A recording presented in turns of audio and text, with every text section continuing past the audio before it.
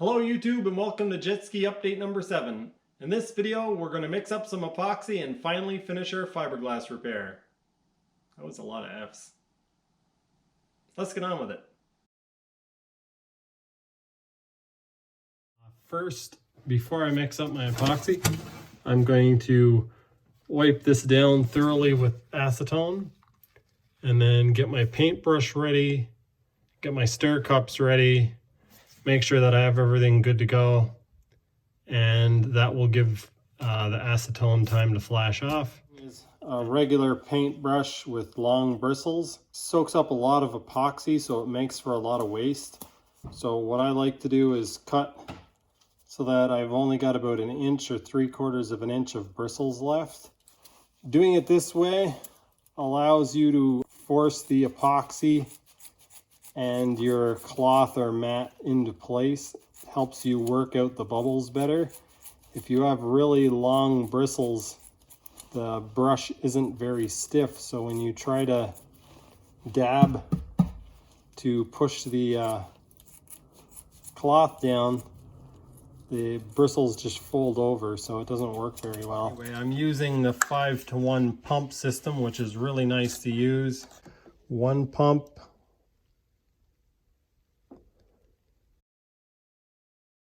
to 1 pump of hardener. So I'm actually going to do 2 of each.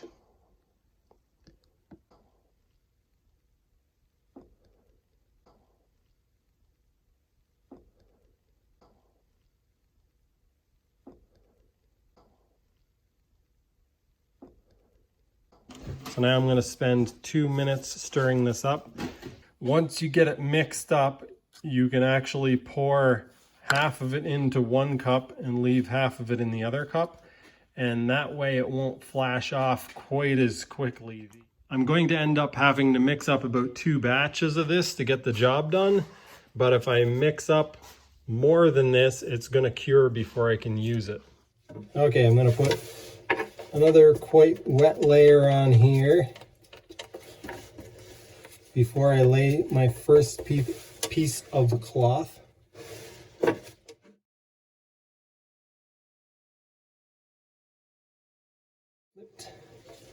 I want to start with this edge in against there. That's my reference point, I guess we could call it. That's the part that I'm really concerned about getting into the right place.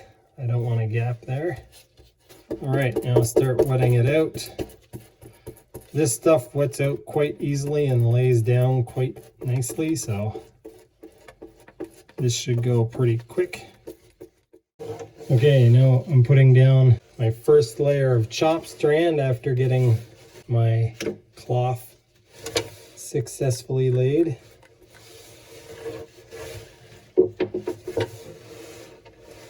And again, start off with the part that is the most important in this case. I want it to be laid against that edge, so I'll start off, push it down into the crevice because that's going to be the most tricky place to get this laid. And this is actually going quite a bit better than I thought it would. The next piece is also cloth, so it will go quite well. But the 4th piece, which is chop strand matting, quite heavy stuff. I don't know what it is. It must be like 12 ounce or something. It's going to go down with some difficulty. Right now I have 1 layer of cloth, 1 thin layer of chop strand, another layer of cloth, and this is my thick layer of chop strand that I'm using to build up some bulk. I've wet up the cloth layer below it quite a bit before I turn the camera back on, just to make the cloth stick down, and it's actually already, I can tell it's going better than I thought it would. I'm doing quite well. My epoxy isn't starting to get hot yet, so that's good. I was afraid I was working a little bit too slow, but I think I'm gonna get this patch done.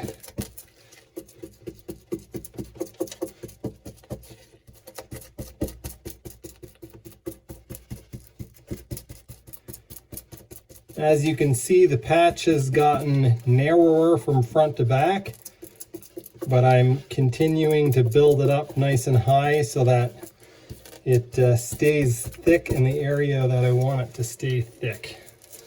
One thing that I think is important to tell people is that epoxy does give off some dangerous fumes. You're supposed to wear either a respirator or use it in a very well ventilated area. And I think that's important to say that because unlike polyester and acetone and a bunch of other chemicals that are typically used in painting and fiberglassing and repair work, epoxy doesn't have a very bad smell to it. It's not very unpleasant. I'm trying to work a little bit quickly here. Basically what I was trying to say with that rant is because epoxy doesn't smell really nasty, you could be fooled into thinking that it's not nasty, but it actually is.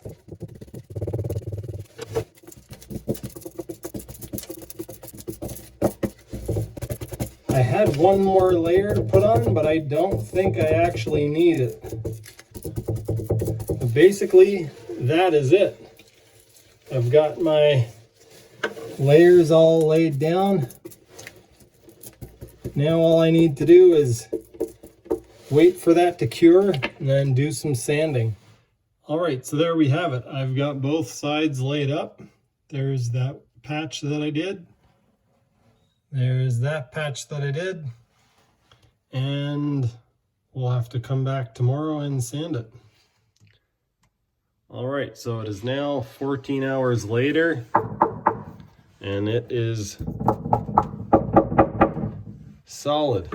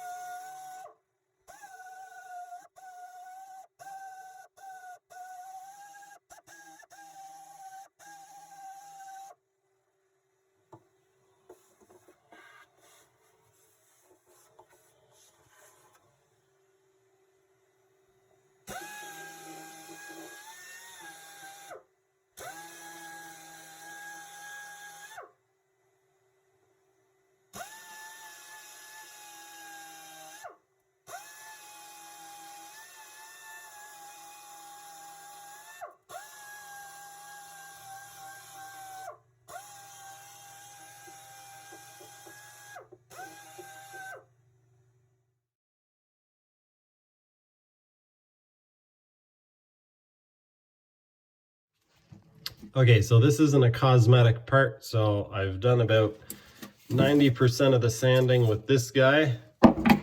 I'm now going to move over to my finger sander, finger belt sander, which is this fella. I only have one belt left and it's in pretty rough shape. I ordered more from Amazon, but they haven't arrived yet. I'm going to do a little bit with this and then finish it off by hand.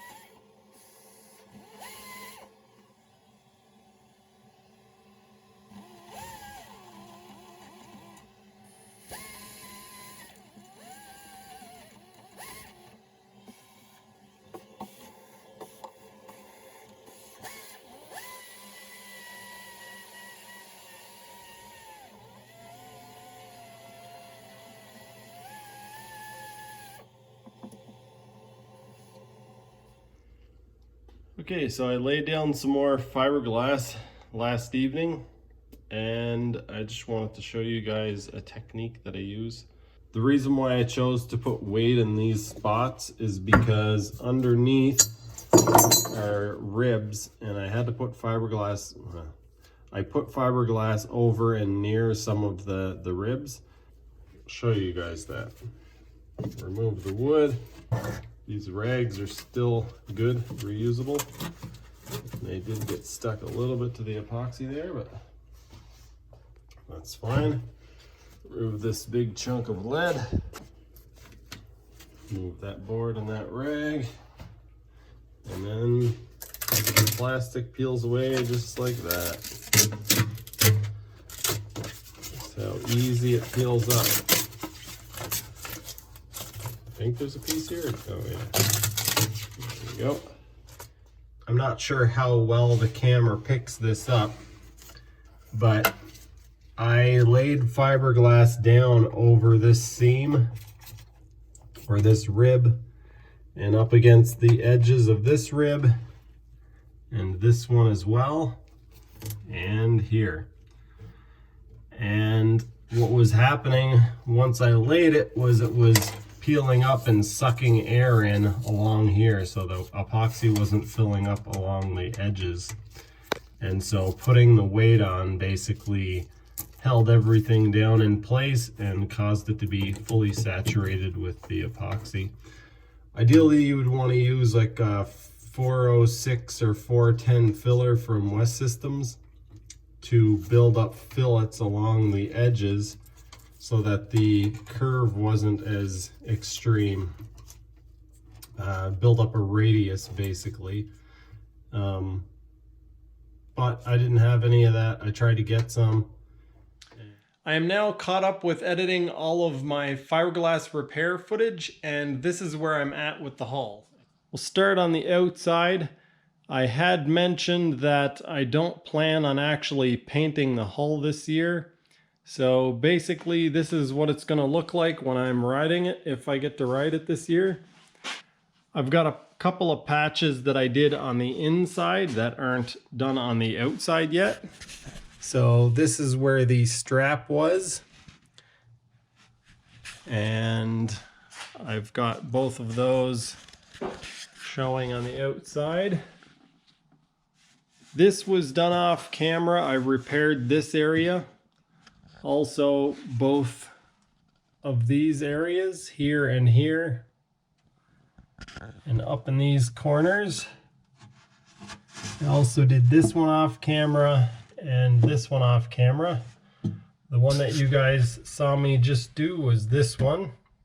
In one of my videos, I can't remember which one now, I mentioned plugging the steering thing, and I plugged that. I haven't dealt with this yet.